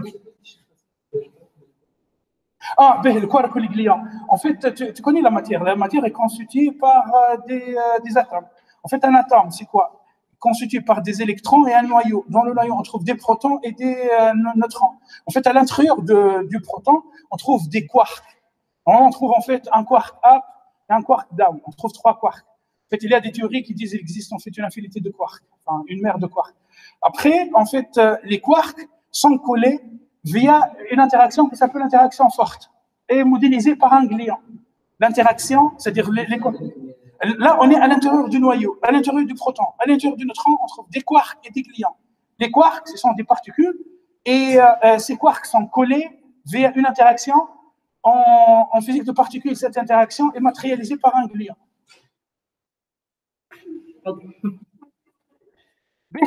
Allez, donc, quand le calcul est classique, quand les données sont classiques, le calcul est quantique, en fait, on trouve 3 familles d'algorithmes.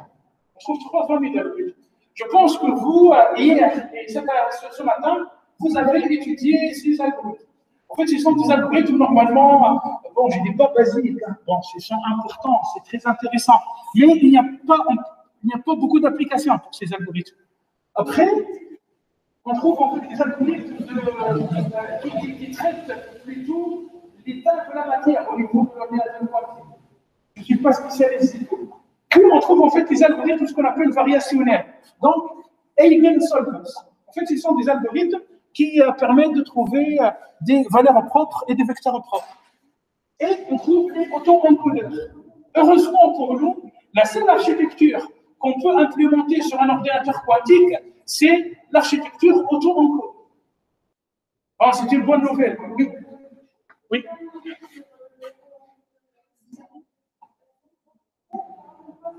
به اوكي اوكي بس كملت به اوكي به نعم نعم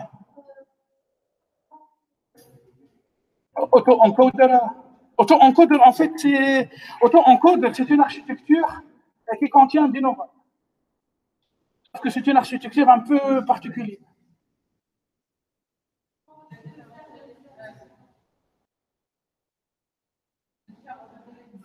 تحب تفرق je te reprendrai à ça juste après. Okay? Juste écoutez, je finis de slide, c'est bon, c'est fini, après on va coder. Hein. Ne vous inquiétez pas, on va coder. Allez, je viens. Concentrez-vous, concentrez-vous.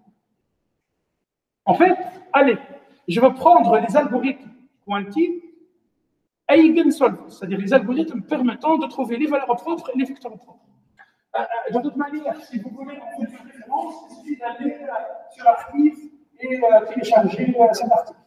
Allez, l'idée c'est quoi?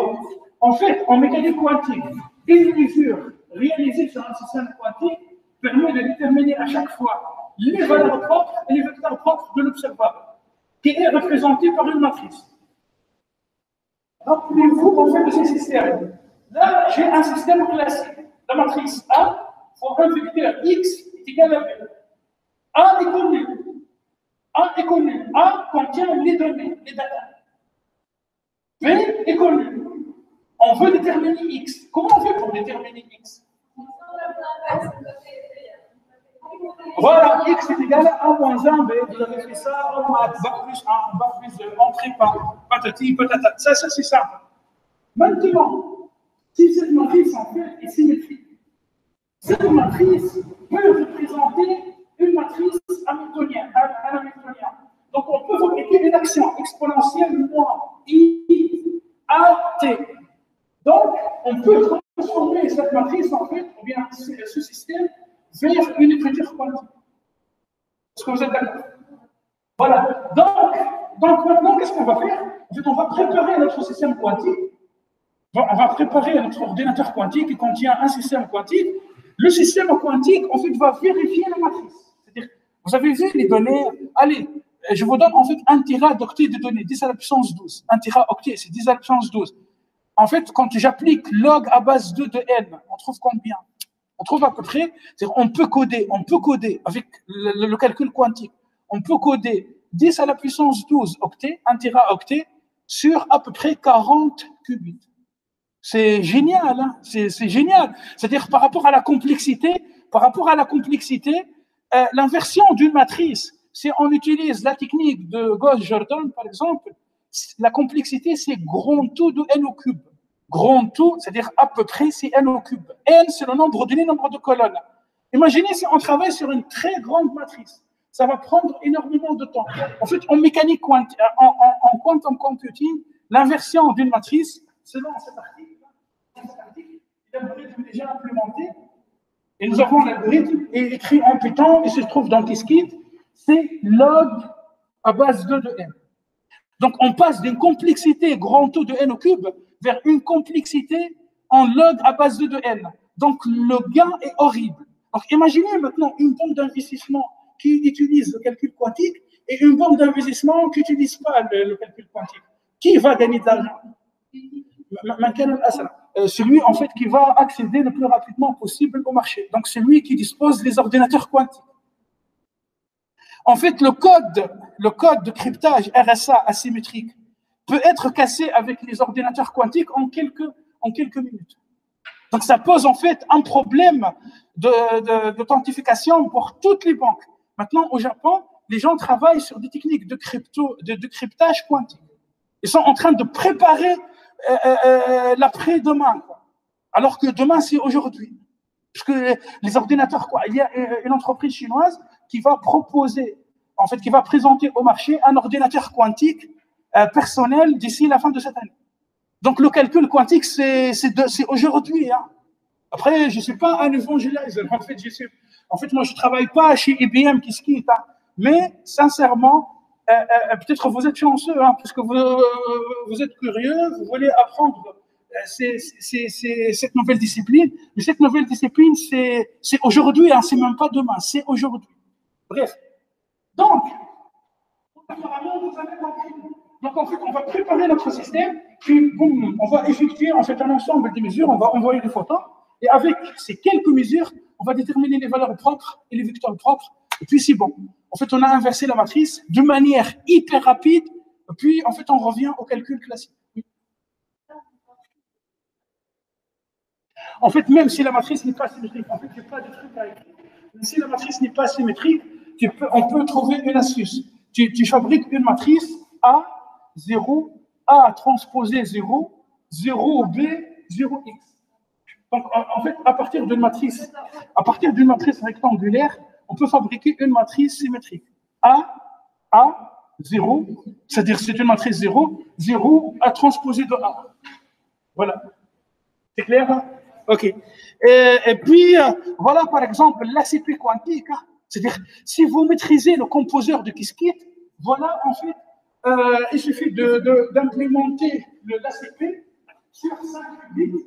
Et ça, c'est la sortie binaire logique traditionnelle. Donc voilà, on trouve la mesure ici. Vous avez commencé à faire ça à partir d'hier, du tout à me filer, mais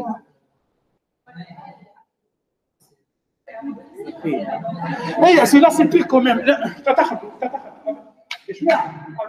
un peu de courage, c'est le support vector machine quantique. Et je finis par en fait une idée folle développée par des Allemands. Et ben après, prenez votre poste. En fait, là, les données sont quantiques et l'algorithme aussi est quantique. En fait, le réseau de neurones n'est pas classique. C'est-à-dire qu'il fabrique un réseau de neurones avec un système quantique qui va étudier en fait le système quantique juste à côté. Je ne suis pas du tout spécialiste de la physique du solide. Hein. Mais bon, ouais, qu'est-ce qu'il y a pour les atomes froids?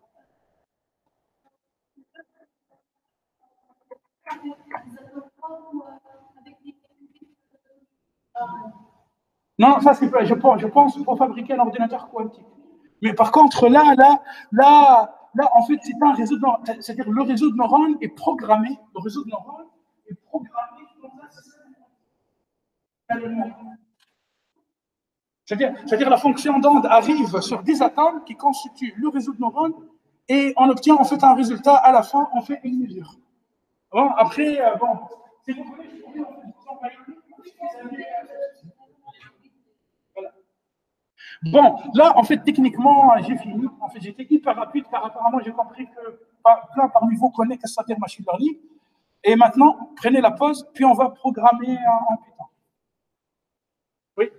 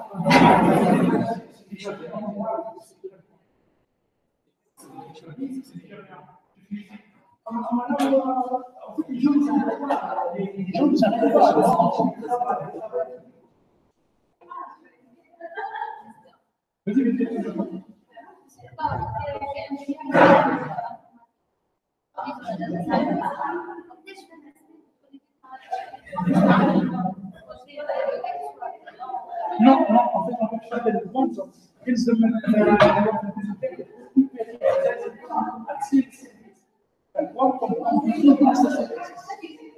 Alors, c'est trop cher pour l'instant. En fait, ma femme est grande. كانت تتظاهر في السيتي في الامريكا retrouver des grandes entreprises qui font du calcul quantique. Pour l'instant, le machine learning لازم ça suffit. لكن لازم تحط جماعيا على التكليف كوانتيك على خاطر تنجم تشيك في اي نهار توا يقول لك يلزم الناس يكونوا في التكليف كوانتيك. Les entreprises qui يستعملوا التكليف كوانتيك sont en train de gagner énormément d'argent. Donc الناس الكل مش الناس اللي تقدر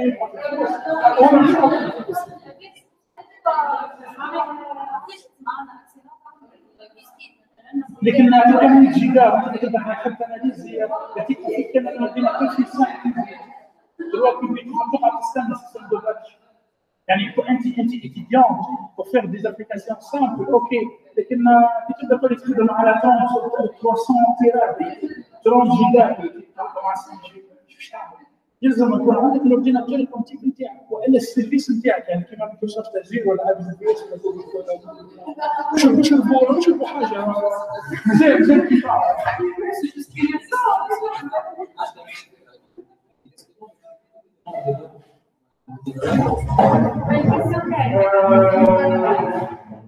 non ça dépend mais après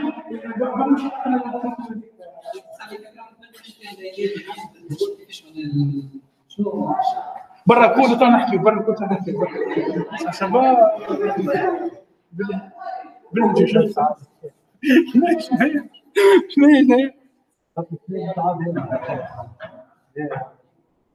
شنو ما فهمت حاجات ولا هذو كلهم تعرفوا اما التركيب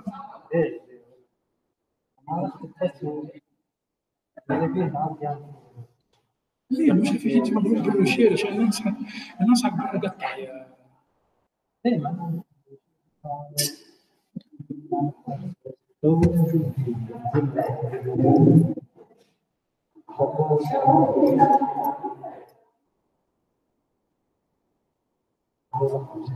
بزي فبتك الحاجه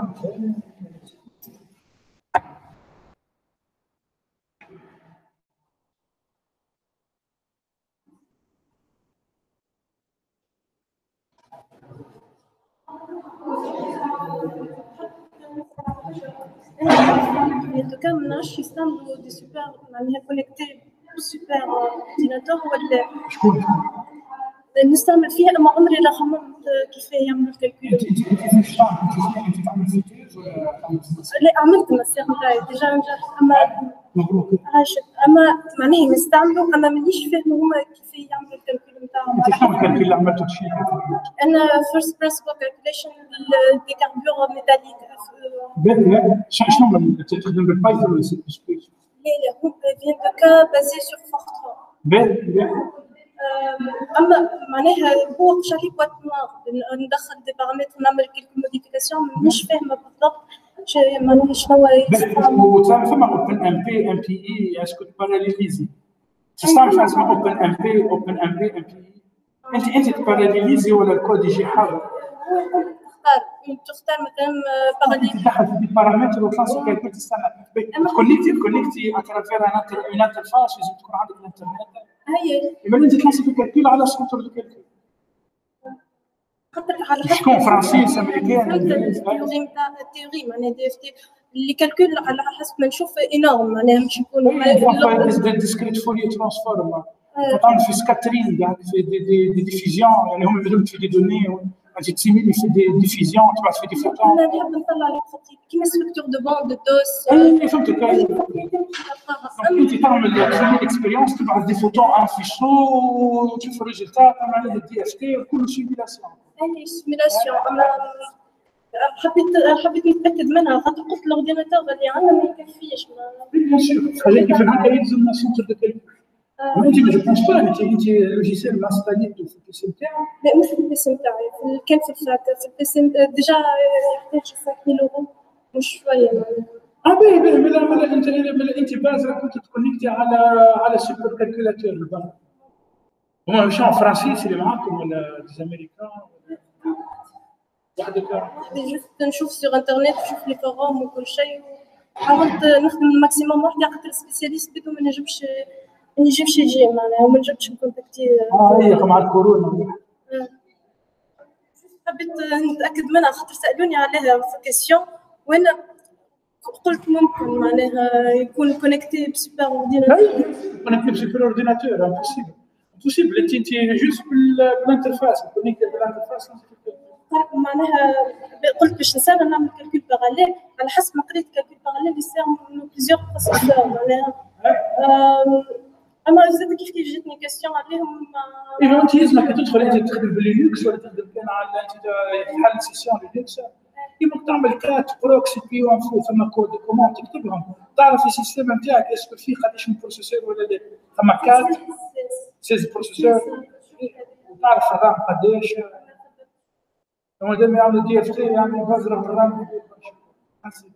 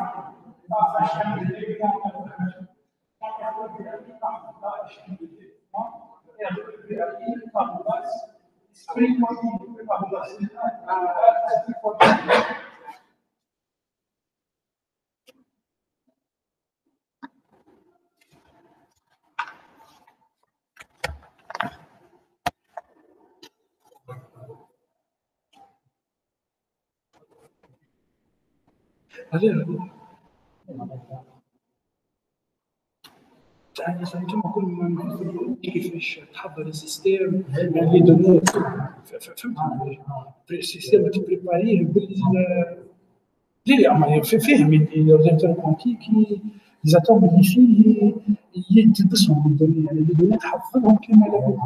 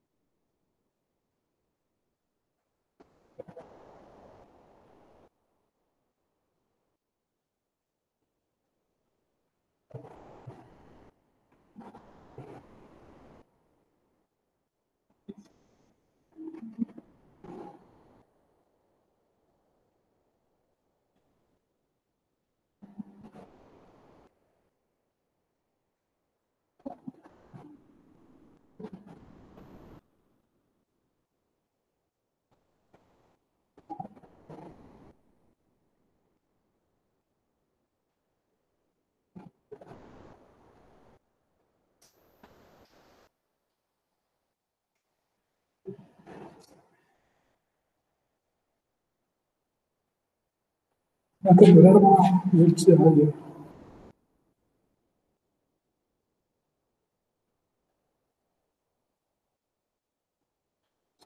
ثانية تخرب به.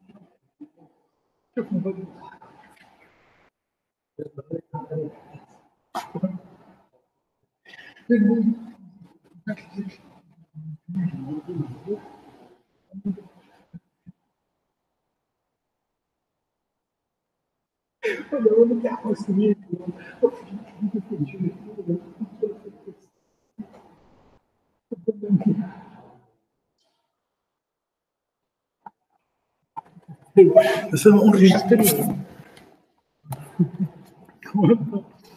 هذا هو الانجستر. enregistré.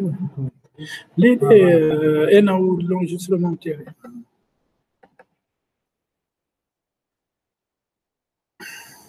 كي تنحبسوا